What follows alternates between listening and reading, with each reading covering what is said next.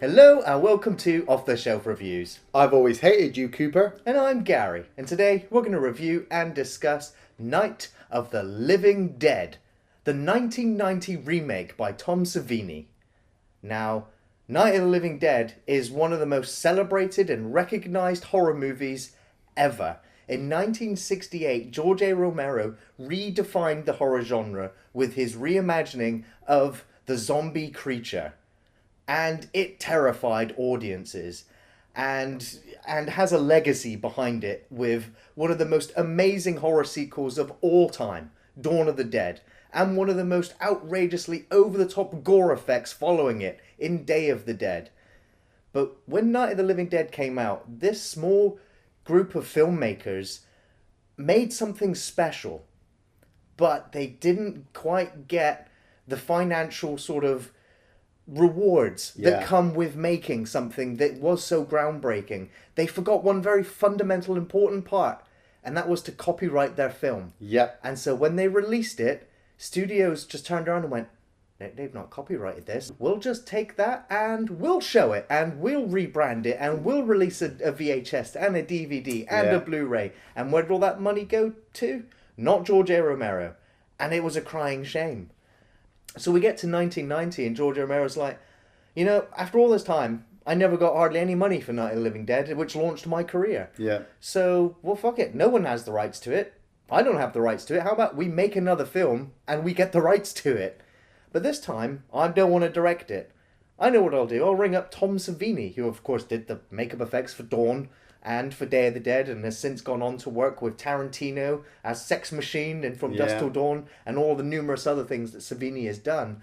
And he was actually approached originally to be the special effects creator for Night of the Living Dead, but unfortunately Savini was flown off to Vietnam and then came back and worked on Dawn of the Dead. So it was great that Tom Savini actually got to come and make Night of the Living Dead, but to direct it?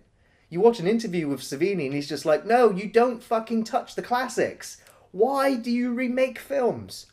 Well, actually, it's not too bad of an idea to recreate Night of the Living Dead because, hey, you know, I always wanted to work on that film, and B, George Romero's a friend, and C, actually get some money for doing this.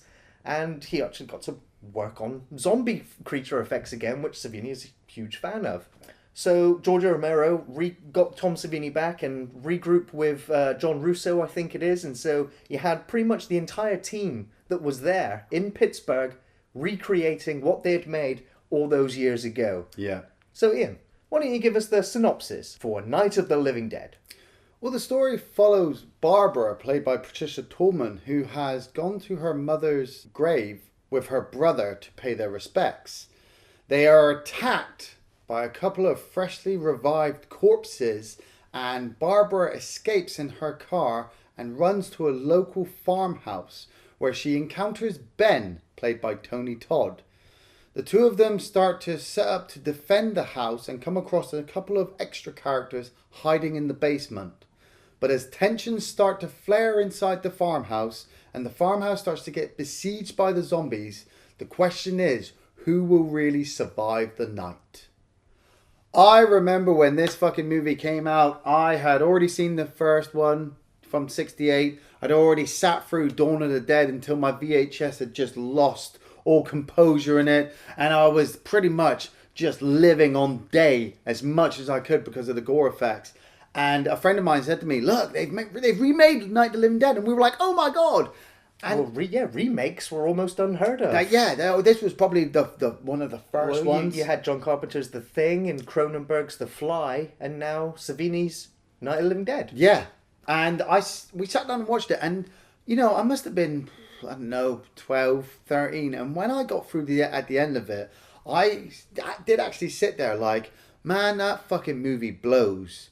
You know, fuck remakes. Why the hell did they do that? Why the hell did they take a classic movie like this and then remake it shot for shot and change this and change that and blah, blah, blah. And, you know, pubescent me, who wasn't getting any love at that age, shall I say, you know, was kind of really harsh on it.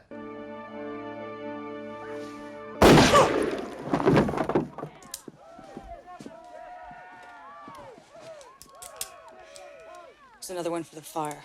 And so I sat down and watched this, kind of remembering what I remembered back as a teenager. And when the film finished, I was like, man, that movie rocks.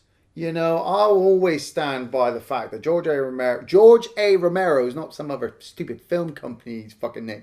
George A. Romero's Night of the Living Dead from 1968 is a fucking classic black and white horror movie. And Tom Savini's remake is just as damn good because of the few changes he makes. Right from the offset, you've got Barbara and Johnny driving to the grave, just like you see in the original movie. Johnny being played by Bill Moseley. I recognise that face from somewhere. Yeah.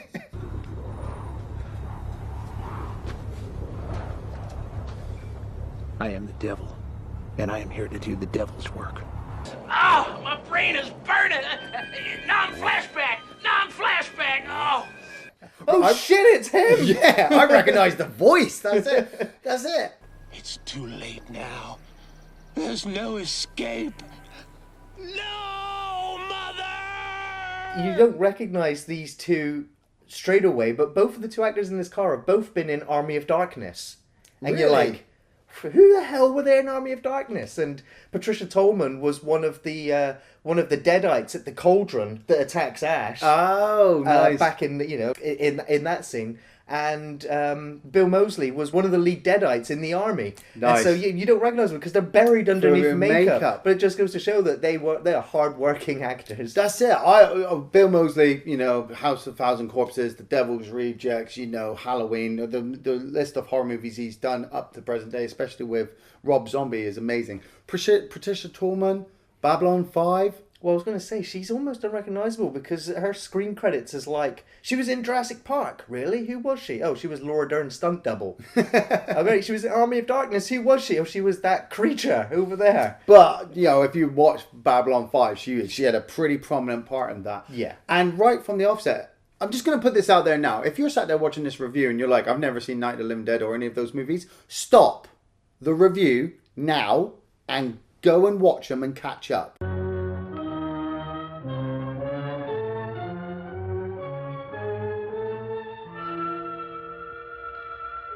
Right, welcome back. Because the switch, I didn't like first time I watched it, but the switch is Barbara can fight right from the offset in this. No. She becomes catatonic just like the original Barbara to begin with. Not as catatonic. She's kicking that zombie in the face. She's stabbing it with her pin. Okay, she does do more damage to her brother than doing to the zombie, you know, and then he's killed off. But as the film will develop, you know, this Barbara is a lot more stronger than the other ones. She does make it a very prominent point that she is fighting. And I like the fact that, like we said, the 1968 version, there was a lot of things going around, was it? There was sexism with female parts. You know, the women were quite weak, damsels in distress. You know, you had the lead black actor being such a big thing, especially around the civil rights movement. The racial tensions in the movie, you know, that's all prominent in the black and white one. And we'll talk about that when we're talking about that film. This one, we're talking 1990. You know, we're talking women are working now. You know, they're just not staying at home making babies. You know, we've got black actors who are actually pretty fucking more awesome than the white actors that we've got. You know, those racial tensions have been fucking blown out the window with a double-barrel shotgun. All we are mainly needing in this film are the zombies to look like zombies. And the way she first turns up at the farmhouse, you know, and you get that big fat zombie falling off the balcony and screaming down towards her.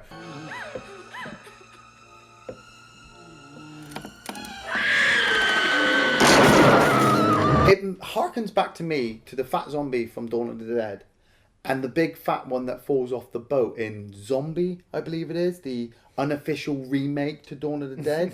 Yeah. So when I see this one fall over the top, it flashes back to other zombie movies for me. It is one of the greatest looking zombies in the film. And I just love the fact that after she's beaten it to death, Oh, yeah. that she won't touch the severed hand, and she uses the poker stick to just flop it back to him. I'm just like, you need a hand with that.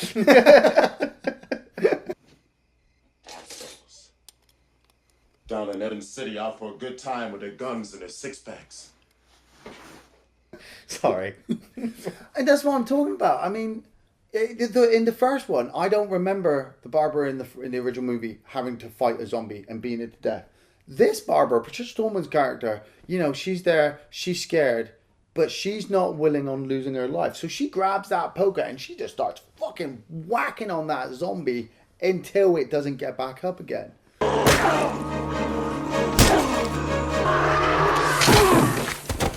They chose such a class actor to play Ben. I mean, the Ben from the original movie is a standout class actor, you know, especially the ending that he has in that movie. And it was something that did worry me when sitting down to watch the remake the first time, that I was like, I know how this ends. You know, I know what happens to the Ben character. But after watching it more and more, I like it. I like the end that this Ben has. I won't spoil it for you just yet, you know, but the fact that he just twisted, like I said, Tom Savini just twisted a few little bits. You know, I read up on the notes that they actually did have a proper screenplay. You know, there was going to be a lot more gore effects, and there was going to be a lot more of crazy shit that you want to put in. But the studio were like, no, we don't want that. It was more the MPAA, which is of course the Motion Picture Association of America, that just kept turning to Tom Savini and going, too gory, too violent, too extreme. Yeah. Cut this and cut that. And Tom Savini, as a first-time director, was just kind of like, okay, if I need to. And so they made a load of cuts to the film, and when the film came out, it was critically panned, and everyone was wondering, you're the maestro of special effects, and none of this gore looks anything like what you'd done before. Yeah. So what happened? And, you know, in a recent interview, Savini turned around and said, well, about 30% of what he envisioned actually made it into the 1990 version of Night of the Living Dead. Yeah. So there's a whole chunk of that film which he didn't feel was finished or wasn't what he had intended.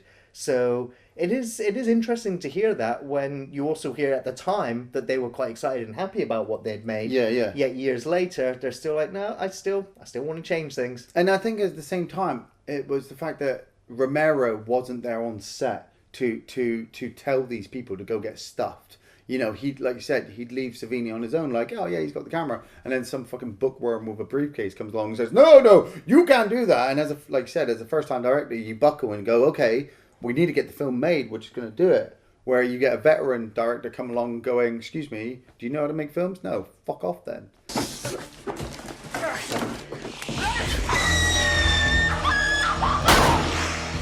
he dead? Is he dead? You're all seeing this. Is he dead? Stop it! You're losing it, girl. You are losing it! But at the same time, in balance, I like the fact that it sticks to the same pathway as the original. You know, you get the turn up of Ben, you get his meeting of Barbara, you get the conversational pieces about what Ben has seen in the towns nearby and the attacks and people being filled with 30 bullets. It brings it up to present day because, you know, a lot of people would obviously dictate that in the original and Dawn and Day, zombies were not scary anymore. That's why they had to start running, because people weren't scared. I think it was at this point in time is that the general sort of audience for these films were, zombies weren't a mainstay in pop culture. No. They weren't, you know, as iconic as they are now, Yes. with the likes of The Walking Walking Dead, Dead, yeah. And games like Resident Evil, Yes. and zombies just appearing in everything, even when they shouldn't be there. You know, it's like, let's put zombies in the Western Red Dead Redemption. Yeah. You know, but zombies have appeared everywhere, and so now audiences are savvy to zombie movies. So you know the rules of getting bitten, being infected, whether they're running, climbing, talking, zombies. You know, there's all the different types. But with the George Romero movies, it's always been a case of, if you die, it doesn't matter whether you got bitten or not, you are all infected and you will all come back as a zombie. It's the same rules as The Walking Dead. But when this film came out, audiences obviously needed to be reminded of the rules because they may not have been aware of the George R. Romero trilogy. Yeah. But then you also get audiences that are watching this now for the first time and going, oh, for fuck's sake, these characters are all stupid. Do they not know that zombie bites can kill you or infect you? Or this is at the point in time when people didn't know what a zombie was. And so the characters in this film don't know what zombies are. So you go along with the ride with them, figuring out what the hell's going on. But one of the points I find is Barbara. She actually does say it at one point in the film of how slow the zombies are. They move so slow we could just walk around them. And I sat there when I was watching it for the review like, she's got a point. You know, in this movie, Night of the Living Dead, you know, you've got Cooper and you've got Ben. Cooper and his wife and their daughter are not trapped in the basement. They're in the basement. And the daughter has been injured, and Cooper believes that staying in the basement is the best idea. Now, yes, it technically is, if you're not upstairs with all the lights on, banging barricades up against every single window. Ben's like, hey, we should stay up here. We can board the windows and we can defend the house. There's a lot of space. Yeah, you know, that's a good idea. Boarding up the windows, stopping the zombies from coming in. But as long as every single one of your survivors is a competent human being and not a complete retard or a screaming teenage girl, you're probably all going to get wiped out. And this brings me back to the Barbara character about how she's changed from the original movie. Because Barbara's just like, they're so slow, why don't we just leave and walk around them? And Ben goes, no. And I'm like, but wait, she's got the best plan. She's actually got the point. One you all go. They're not gathering around because as the film will progress and they all start hammering on the nails and raising their voices and shouting and shooting their guns. Like you said, any zombie fan, any zombie veteran up to this point knows you never do any of those things because you will just lure the horde towards you. They didn't know that making all that noise would lure the horde. They also, I guess, didn't realize the extent of how many zombies were going to appear out there. Yes. You know, that they had no idea if they were secluded. Obviously, within this film, we don't get to see how close they are to the city. Yeah. And, you know, you're watching the film and you're like, just rip up the stairs. Go up onto the top floor. And the zombies won't ever be able to get up to you. Yeah, you might have a sea of them underneath you, but they'll never get up there until you can eventually go to the side of the building, make some noise. Outside, you know, all these things that we've seen it later on. But of course, you have to deal with the fact that they are all going crazy in this claustrophobic environment where something supernatural possibly is occurring to them, and they're all starting to break. And that is what captures any George R. Romero film, is that the zombie stuff is the side effect. What you're watching is this microcosm of humanity crumble in front of you, and it's all to do with the fact that these last few survivors just cannot get on with each other. And it's, of course, the message about society within these Dead movies. Yeah. I mean, you know, the main ones are, like we said, Cooper and Ben. You know, there's some racial tension in there. Ben is trying to control the group. Cooper thinks he knows everything. The way the two of them will fight over Tom, you know, it's Tom's uncle's house, you know, and in a way, Tom's just like, I don't know what I'm supposed to do. I'm stuck here with you guys. I want to leave as well, but we can't just walk out of here. I want to help, but at the same time, I just don't know what to do. Tom Towles playing Harry Cooper in this, he was a brilliant rendition from the Cooper from 1968, you know. And as I already said about Tony Todd, they're just constantly arguing, and I felt like shouting at the TV, will you shut the fuck up? You're making so much noise yourself. You're gonna raise the dead, you pair of assholes. Cooper, I got a shotgun out here. You open the store, you motherfucker, I swear I'll blow this shit.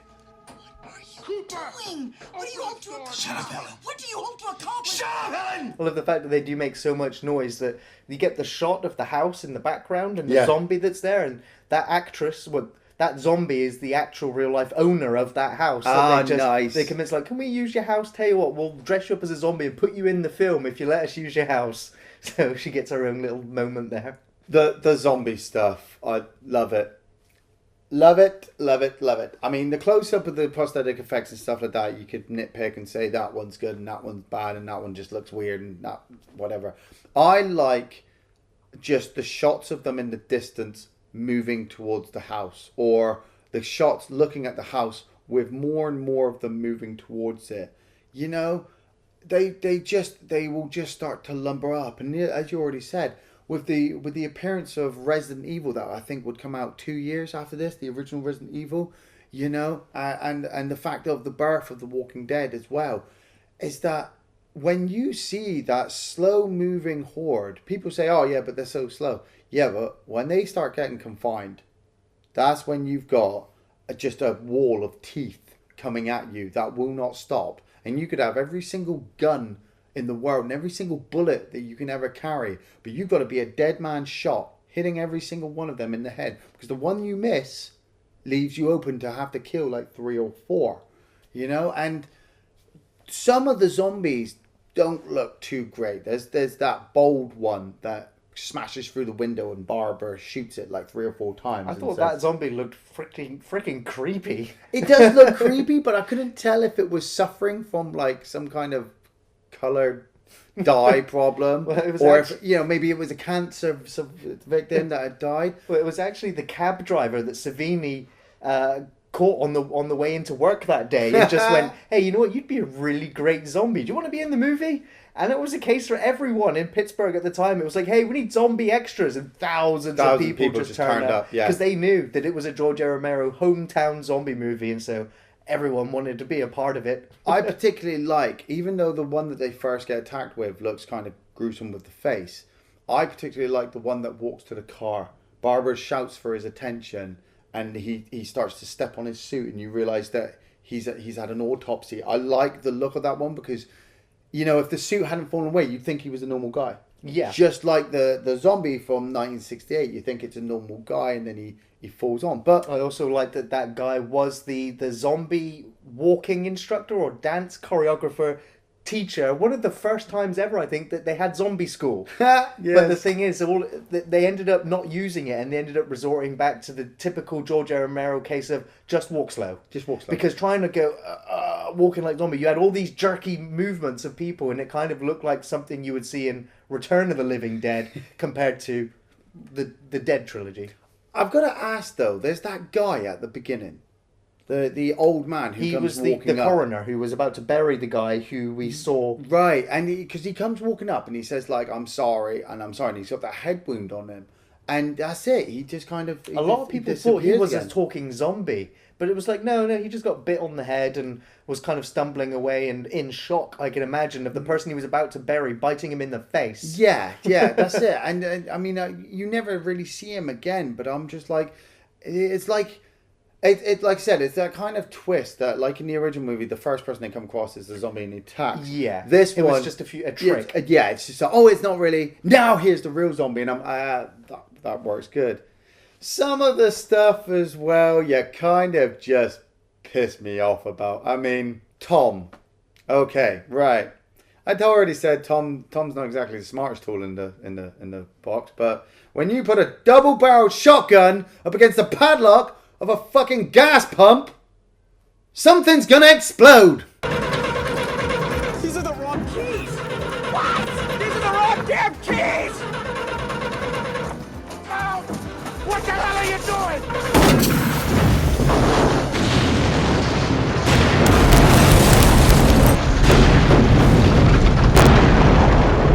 And he's taking his Judy Rose with him. Like, well, that was just... You know, at least the explosion and the pyrotechnics looks really great. Yeah. What I do like about the modern version is that it does add a little bit more clarity to what actually happened there. Because in the original one, you kind of like, what actually happened there? They try to drive away and they pull, because the zombies are coming onto them, and then they pull the pump, I think. Yeah. And the pump starts to pull behind, and they've got the flaming torch that Ben's made, and it all catches fire and it just looks a little bit confusing. It does look a little bit confusing. It's right there for you. Yeah, it's right there that he shoots a fucking padlock. If anything, move the torch. Just move the torch. But you know, that would harken towards the ending. You know, Ben has spent pretty much the whole film arguing that he does not ever want to get in that basement because it's a death trap, and yet the keys are in the basement. Well, that is one of my favourite scenes in the film. It's one of those punchlines right at the end where Ben is bleeding to death. You know, he's dying. The zombies are on his doorstep, and everyone else is gone. And he finds the gas pump key after all of that. And he just laughs his ass off. And you're just like, well, yeah, it's kind of harsh, but it's still nowhere near as harsh as your original fate. Yeah.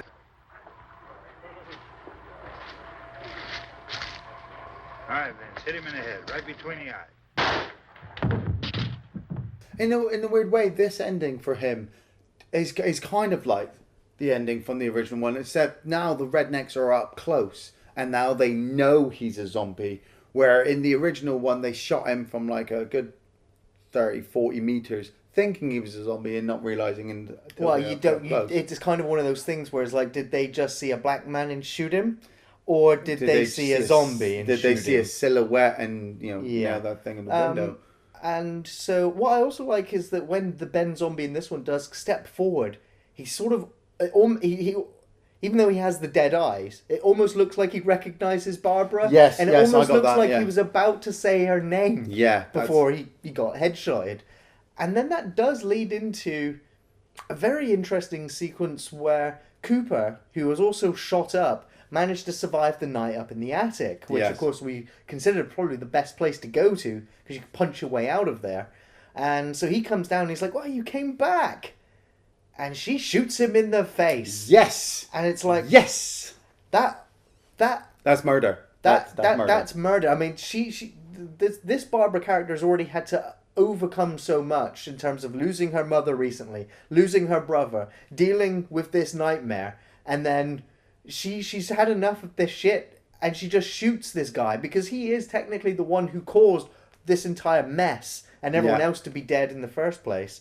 So it is justified, and it does add more to this character of Barbara, who is now the survivor. And in the original script, George A. Romero had Barbara survive. Yeah. But in the end, they decided against it and went for the ending that they did. And so I like this new Barbara. I look at this character, I'm like, wow, I actually want to follow this character.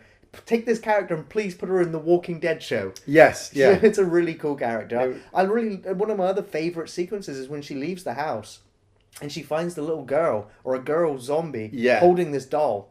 And she just has this breakdown. It's like she's just realised how dead everything is. Her entire world is over. And it's the whole prospect that she has just lost her mother who's holding this child. And I think innocence is lost. I think at the same time, it's like what you said, what you said earlier is this is the first time they've ever seen anything like this. And so they haven't actually seen the zombies eating anybody. But when she goes outside and she's like keeping them at bay with the gun, she sees them pulling the corpses of Judy Rose and Tom from the car, and she eating them. And that's it. She's just like, what the fuck's going on? Seriously, these things are dead. They're eating us. They're everywhere. What the hell's going on? And and then she has that moment with the zombie and just shoots it in the face. I think that's brilliant.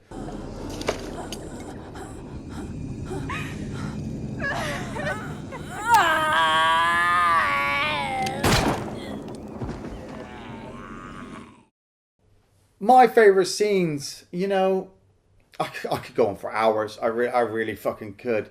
The fat zombie fall at the beginning, I just think it's really well done. Like I said, the homage to Dawn of the Dead and the Italian movie Zombie. Just, I like the effect as well. I think playing too much Left 4 Dead makes me enjoy fat zombies. I always expect Barbara to hit that one and it to explode and cover her and stuff, and then the horde to come through the wall. I also like the zombie that gets hit by the truck at the beginning and it's lying on the floor with its legs kind of up by its head. I've always really loved that special effect in this movie. Even though I'm older now and I can kind of understand how they did it and how it works, it does just look cool. His head is here, his legs are here, and he's still going. His arm is still going.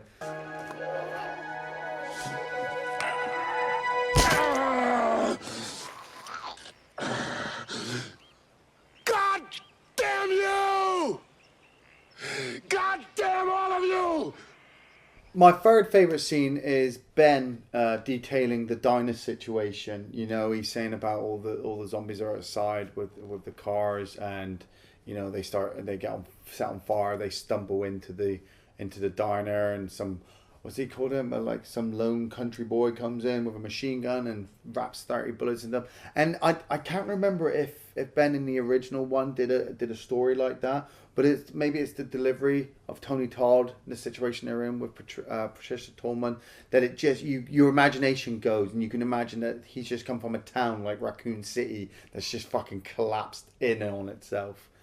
And my last favourite scene is Barbara showing the survivors that the ghouls, as they were called in the original one, are dead or not dead or whatever. You know, when that one, like I said, it looked weird, climbs through the window and she shoots it like 3 or 4 times, and she shoots it in the head. Are they dead? Are they dead? I'm like, just kill the fucking thing. Well, it's like Ben's like, you're having a breakdown. Calm down, Barbara. And she's like, no, I'm the one who's calm. Yes. You're the ones that are arguing like 2-year-olds, and this is the reality of the situation. Now face it. Yes. And so, yeah, that's where she really becomes the heroine of the film. You can talk to me about losing it when you stop screaming at each other like a bunch of 2-year-olds. I have many favourite sequences in the film. I think some of the zombie kills at the beginning are pretty brutal. The crowbar. I really quite like some of the special effects that Savini's done here. Despite the fact that a lot of it was cut, you can watch some of the extended gore pieces on the making of on the DVD, which is kind of cool. One of my other most memorable sequences in the film is when Cooper goes upstairs and finds the TV.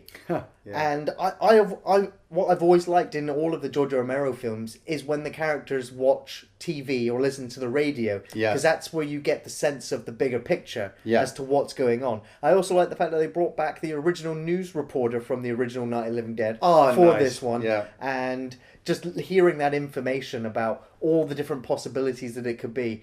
They did consider toying with the idea of having an asteroid fly past at the beginning of the film, but Savini was like, no, we'll take that out because just like George, you don't really know what caused it. So we'll leave that open, which is the best way. Yeah, that news reporter saying, it could be, asteroid, it could be radiation, it could be little green men. You know, you just like the original film, you never know why. So Cooper takes this TV, he's like, well, I'm going to take this TV downstairs so that everybody can watch it, right?